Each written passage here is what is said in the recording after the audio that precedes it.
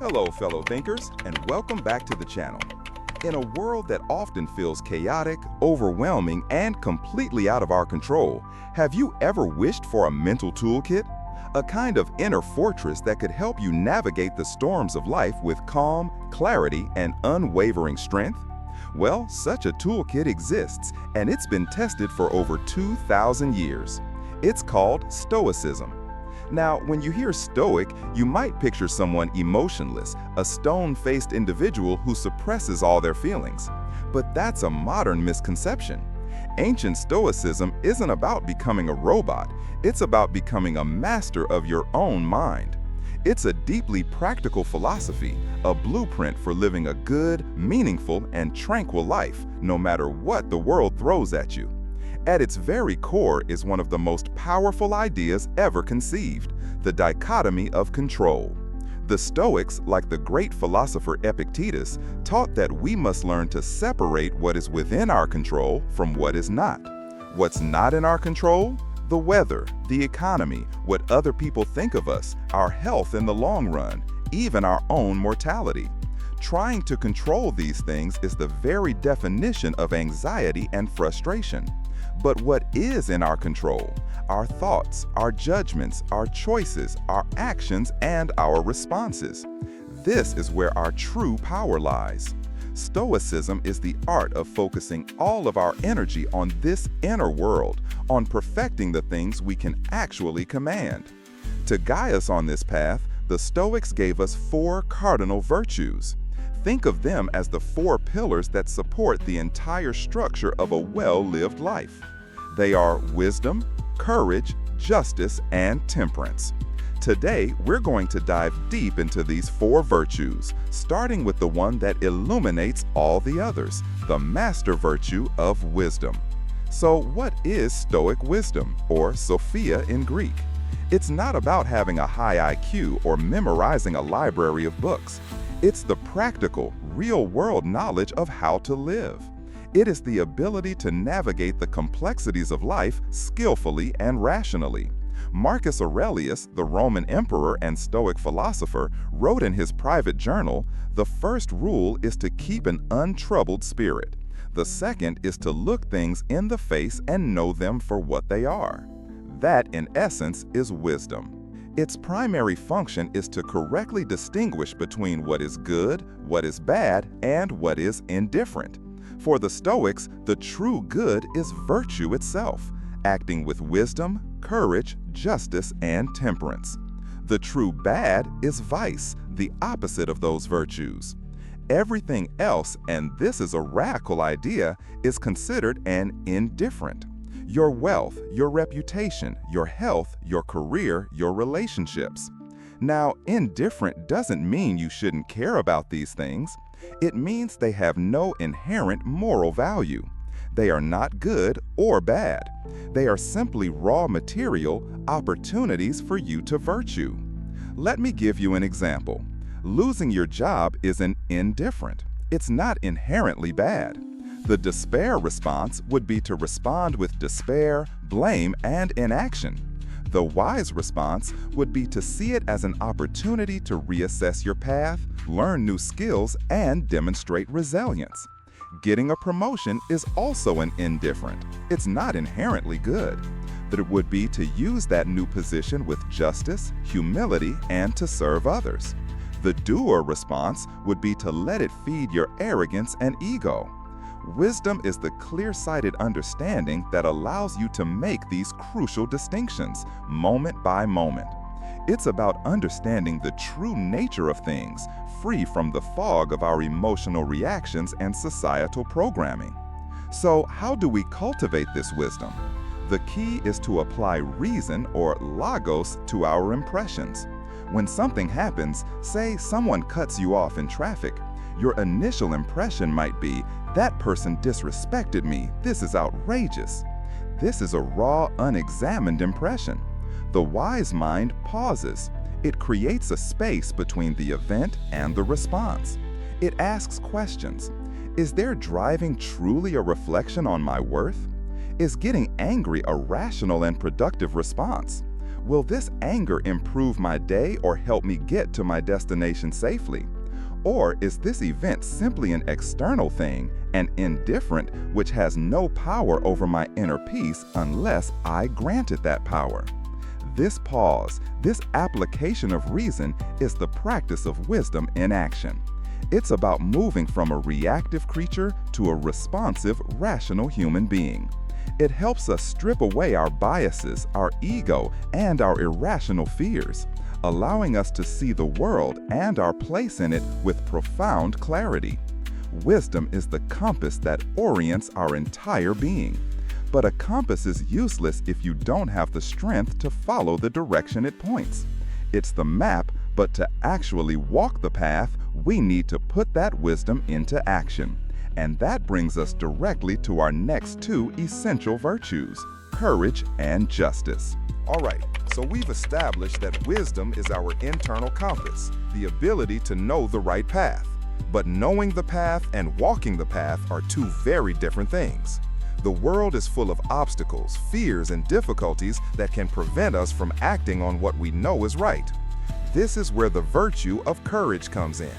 When we think of courage, or Andrea in Greek, our minds often jump to images of soldiers on a battlefield or firefighters rushing into a burning building. And that is certainly a form of courage. But for the Stoics, courage was a much broader, much more personal concept. It is the moral and mental strength to face any difficulty, be it fear, pain, uncertainty, or adversity, and still do the right thing. It's not the absence of fear. A Stoic isn't fearless. Seneca wisely said, "Sometimes even to live is an act of courage." A Stoic feels fear, acknowledges it, but does not allow it to be the master. Courage is the decision that something else is more important than that fear. This virtue manifests in two key ways: endurance and action. Endurance is the courage of persistence. It's the strength to bear hardship over a long period without breaking. Think about dealing with a chronic illness, grieving the loss of a loved one, or working tirelessly towards a long-term goal that seems impossibly far away. This is the quiet, grinding courage that requires immense inner fortitude. It's about facing reality as it is, without complaint or self-pity, and continuing to put one foot in front of the other, guided by your principles.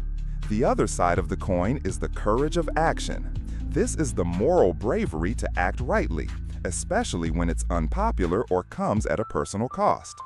It's the courage to have that difficult, honest conversation with a partner instead of letting resentment fester. It's the courage to speak up against an injustice at work, even if it puts your position at risk. It's the courage to admit you were wrong and apologize sincerely. It's the courage to start a new venture knowing full well you might fail, but doing it anyway because it aligns with your values. Every single day presents us with dozens of opportunities, big and small, to choose the courageous path over the easy one. Courage is the engine that translates our wisdom into tangible reality. But courage without a moral compass can be dangerous. A person can be courageous in the pursuit of terrible things. That is why courage must always be paired with our next virtue, justice. If wisdom is our internal guide and courage is our engine, then justice, or dikaiosune, is our steering wheel. It directs our actions towards the good of others. For the Stoics, we are not isolated islands. We are part of a single vast human community. The philosopher Hierocles depicted this with his concept of concentric circles. You are in the center, then your family, your friends, your local community, your country, and finally, all of humanity. The goal of a Stoic is to constantly work on drawing these outer circles inward, to treat all people with the care and concern we naturally feel for ourselves. This is the heart of Stoic justice. Justice, in this sense, goes far beyond legal frameworks of laws and courts. It is a fundamental character trait. It means acting with fairness, integrity, kindness, and honesty in all of our dealings. It is the commitment to the common good. Marcus Aurelius constantly reminded himself, "What is not good for the beehive is not good for the bee." Our own well-being is intrinsically linked to the well-being of the whole. So what does practicing justice look like in our daily lives? It's as simple as treating the cashier at the grocery store with the same dignity and respect you would show to a CEO. It's being a reliable friend, keeping your promises, and telling the truth even when it's inconvenient. It's refusing to participate in gossip or slander that would harm someone's reputation. On a larger scale, it's about being a good citizen, contributing to your community, and advocating for fairness and equality. It's about using your skills and resources not just for personal gain, but to help others. Justice is the virtue that ensures our personal quest for a good life doesn't become a selfish one. It transforms our inner strength into a positive force in the world. So, now we have the wisdom to know what is right, the courage to do it, and the sense of justice to ensure our actions are fair and for the common good. But there's a final piece to this puzzle. How do we keep all of this in check? How do we avoid becoming a courageous zealot or so focused on justice that we burn ourselves out? How do we apply these virtues in the right amount at the right time? That is where our final, crucial virtue comes in. The art of balance, temperance. We've explored the wisdom to see clearly, the courage to act boldly, and the justice to act rightly towards others. Now we arrive at the fourth and final pillar of the Stoic temple, temperance. This is the virtue that harmonizes all the others. Temperance, or sophrosyne in Greek, is the virtue of moderation, self-control, and discipline. In our modern world of instant gratification and endless consumption, this might be the most challenging and therefore most important virtue to cultivate. Temperance is the art of just enough. It's about finding the perfect balance in all aspects of life, avoiding the destructive pitfalls of excess.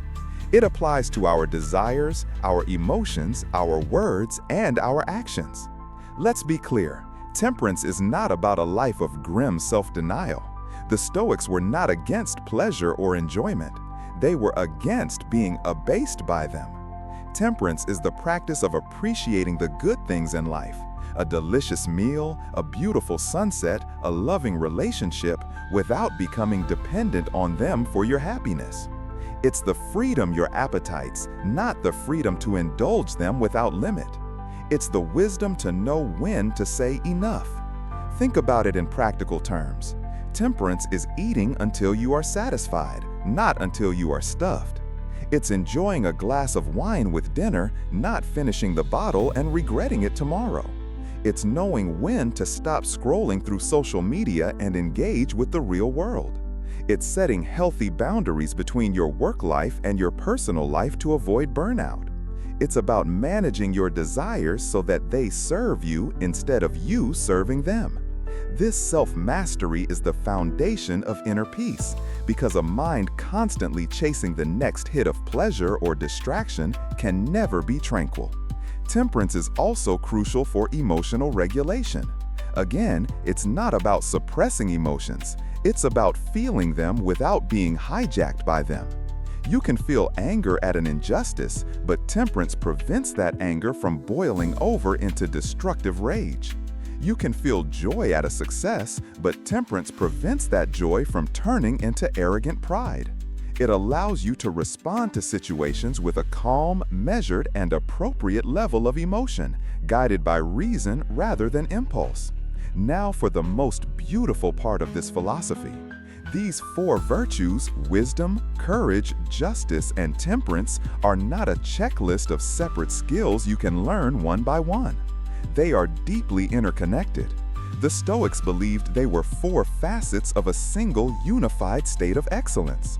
You cannot truly possess one without possessing them all. They are like the four legs of a table. If one is missing, the entire structure is unstable. Let's see how they work together, synergistically, to guide us. Imagine you discover that a colleague is taking credit for your work. Wisdom is what allows you to see the situation clearly without the distortion of pure rage or victimhood. It helps you understand that their action is a reflection of their character, not a measure of your worth. It helps you analyze the best course of action.